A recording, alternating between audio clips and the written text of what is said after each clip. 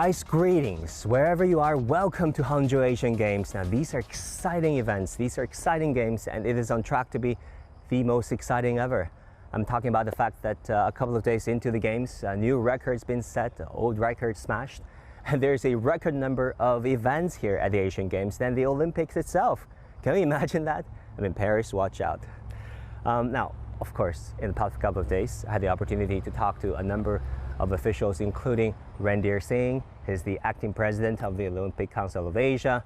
We talked about so many things. We talked about the organization, the pomp and pageantry of the opening ceremony, of course, but we also talked about the athletes, the games themselves, which are at the center of these sporting competition.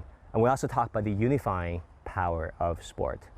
Whether you're Chinese, Japanese, Syrian, Jordanian, or Iranian, we can all be brothers. We should all be brothers. Such is the unifying power of sport. And you know, this is a theme that Randhir Singh keeps coming back to, and many have been coming back to, right? Heart to heart at future. This is so dear to my heart, and I know this is dear to the hearts of many. But first, let's watch my interview with the acting president from the OCA. President Singh, welcome back to Hangzhou, China. I think you just brought the house down last night during the opening ceremony. I mean, look at the reaction of the crowd. What was it like speaking in front of, 80,000 spectators? I think it was a great honor for me to be there in front of the house, the whole stadium, and the response I got. So I'm happy that I was there. And for me, it's the first time I presided over the games, so it was something new for me, for the Asian Games. Though I've been involved with the Olympic Council of Asia for now 32 years. It's a long journey. And the opening ceremony was fantastic. What was it like seeing these Asian Games coming into fruition despite all the challenges brought up by COVID, and now being there, seeing the games opening? What was it like? I think it's far more than one expected.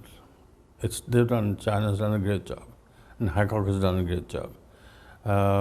If you look at it, I've been here twice for the coordination committee. I was chairing the coordination committee, and I've been here twice and to see the facilities coming up. So I saw the whole thing coming up. And it's not that you were behind times or you were, there's no problem. You were on time. Then the pandemic came, and that disturbed the fact that we couldn't hold the games. But then still, you came back and did a brilliant job. Brilliant job. Proves to the world how capable China is for holding a multi-games like the Olympic Games or the Asian Games.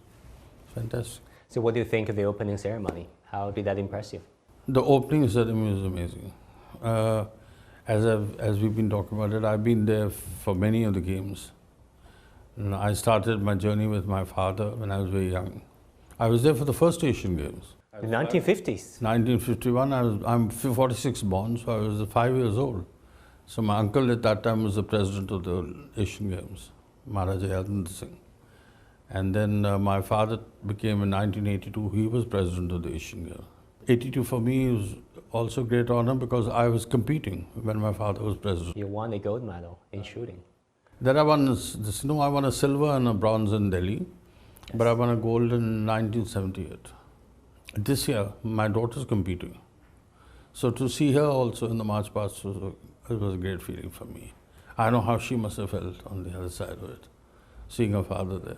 Very proud, huh? Yes, I'm very proud of her. Very proud moment. Very proud of her. So our family has also been a long journey in the Asian Games from 1951 till now. It's a long journey. Many years, 60 years, 60 plus years, 62 years. Talking about the opening ceremony, we saw ancient history, we saw modernity of China. There was fire, there was, of course, water, tidal waves there.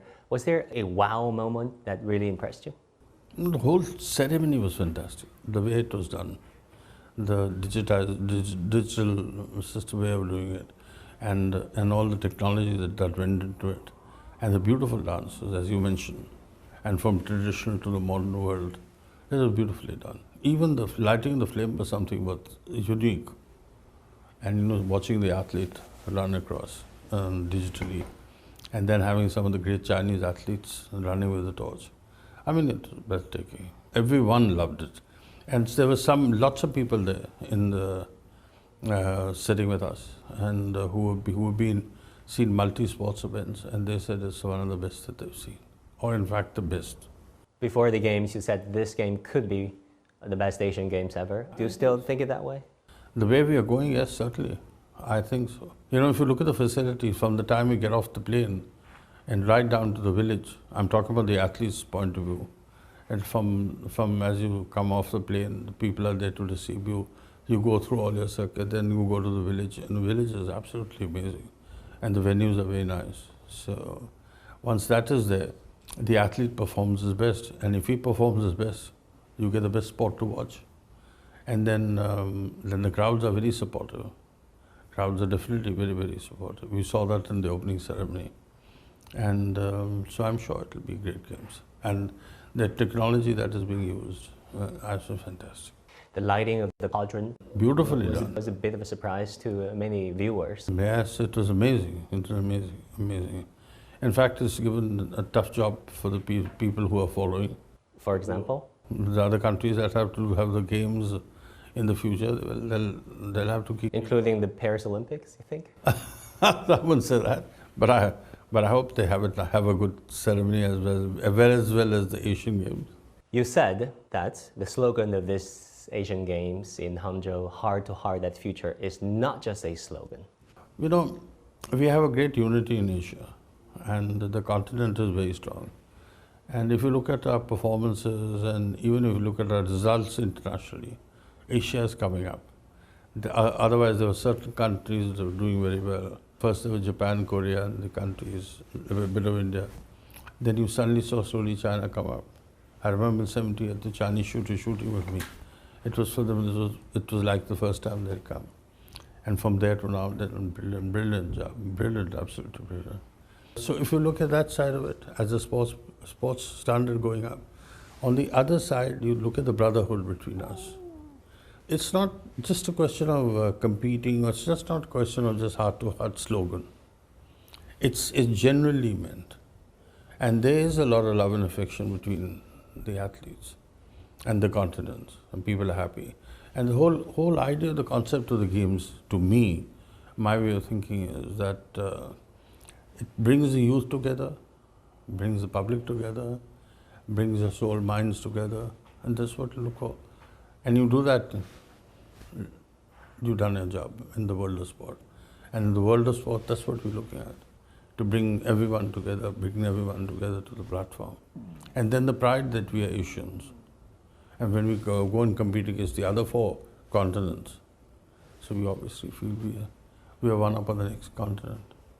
And you look at our games are superior to everyone. And everything, I mean, everything is plus for us. I don't find anything negative. Yes, we all have issues. If issues carry on between countries, but issue carries on between people. In families, we have trouble and issues happen. But then the family is family. But as long as you think of yourself as a family, everything can be sorted out. Nothing can be wrong. You played sports, you governed sport as administrator globally, and you lived sport. Really, what you just said led to my next question. How do you look at the unifying power of sport? How would you explain that to our global viewers? I think that it's the greatest movement. Sport is much more a uniting factor than anybody else. I think so. The world of sports is much, we shouldn't say it, I mean, one shouldn't brag about themselves, but I think what the Olympic movement does, we do much more than the United Nations does. And we are getting people, I mean, we get more love and affection between each other than many countries can get together through other agencies. And then my love in sports has been, I've grown with it. I started competing for my country in 1963 in pre-Olympics in Tokyo. So that's 60 years this year.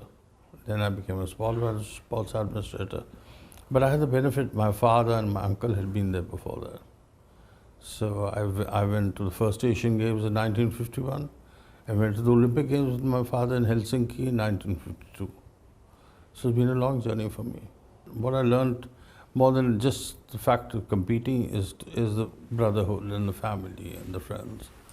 I mean, that meant much more. esports and breakdancing were added to Asian Games for the first time ever. And also we have some Asian specialties, kabaddi, among other things, kick volleyball, Sepak takraw. How do you think these Asian sports can inspire the global Olympic movement? They are, because you look at it, wushu's come up, you have taekwondo's there, you have kabaddi is coming up, and we're looking at cricket now.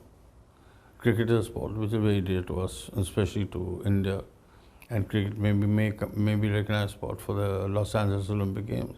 So things are looking up, things are moving, things are moving very well. And Asian sports are doing very well. Any of your favorite food? What is your favorite food here in Hangzhou, China? Anything impressed you so far? I love Chinese food, but I like the spicier one more. What's it called? The Szechuan food. The spicier. Any dish that comes up? What I loved very much was West Lake fish. The West one, Lake fish. Yes, that was very nice. We had it the other day, it was very nice. I like Chinese food. I enjoy Chinese food. We eat a lot of Chinese food at home. By the way, our cooks make Chinese food. You cook Chinese? Yes, we cook. My staff cooks. I mean, they cook. They know how to cook. I love cooking. I'm writing a book on cooking, but Indian cuisine, nothing to do with Chinese food. But Thank you very much, Chris. Thank you for your time. Thank you.